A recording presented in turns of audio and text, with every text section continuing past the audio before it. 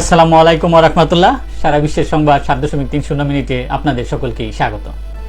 দেশের প্রধান প্রধান দৈনিক পত্রিকাগুলো তাদের শিরোনামে যে খবরগুলো গুরুত্ব সহকারে ছাপিয়েছে তাই নিয়ে আপনাদের মাঝে হাজির হলাম। আশা করি সাথেই থাকবেন।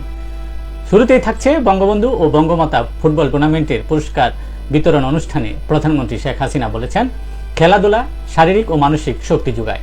তিনি আরও বলেন, দেশপ্রেম শেখায়, আনুগত্য শেখায় এবং সেই সঙ্গে দেশপ্রেমে উদ্বুদ্ধ করে।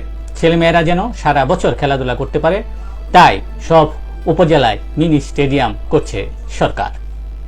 বিএনপিকে ঢেলে সাজানোর উদ্যোগ, মহাসচিব সহ অনেক পদে পরিবর্তন, চলতি বছরে কাউন্সিল।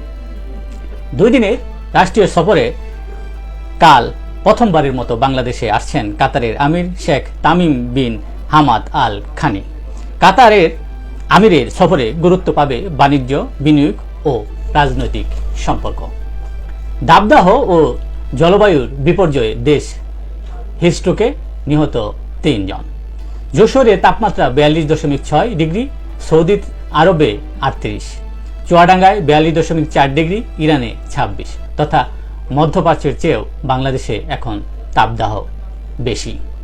চলমান তীব্র দাবদাহের কারণে প্রাথমিক ও গণশিক্ষা মন্ত্রণালয় এবং শিক্ষা মন্ত্রণালয়ের অধীনে সব স্কুল, কলেজ, মাদ্রাসা ও কারিগরি শিক্ষা প্রতিষ্ঠানের ছুটি ঘোষণা করা হয়েছে।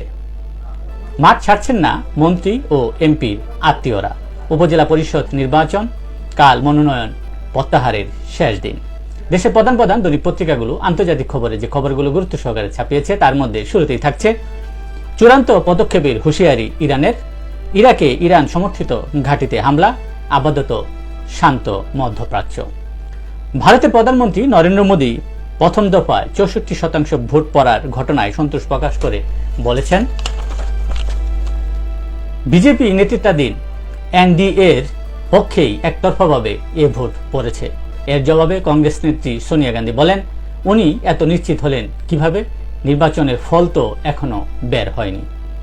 সবার আগে চাই ফিলিস্তিনের দখলদারির অবসান, বলছিলেন তুরস্কের প্রেসিডেন্ট এরদোগান। মার্কিন প্রতিনিধি পরিষদে ইউক্রেনকে সহায়তার বিল পাস। ইসরায়েলকে আরও অস্ত্র দিচ্ছে যুক্তরাষ্ট্র, নতুন চুক্তির বিষয়ে সম্মত বাইডেন প্রশাসন। বিদেশ থেকে শ্রমিক নেওয়ার বিধিনিষেধ তুলে নিল কুয়েত।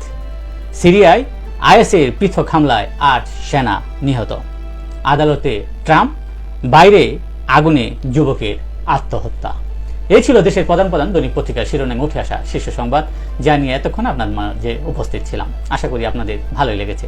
সার্বিক খবরের বিবেচনায় যদি আপনাদের কোনো পরামর্শ বা অভিমত কিংবা কোনো মন্তব্য থেকে থাকে তাহলে অবশ্যই কমেন্টসে জানাবেন। আপনাদের কমেন্টসের প্রত্যাশায় আজকের মতো এখানে বিদায় নিচ্ছি। আবারও দেখা হবে আগামীকাল ঠিক একইভাবে সারা বিশ্বের সংবাদ 7.30 মিনিটে। সে পর্যন্ত অবশ্যই সকলে ভালো থাকবেন, সুস্থ থাকবেন। শুভ সকাল সকলকে।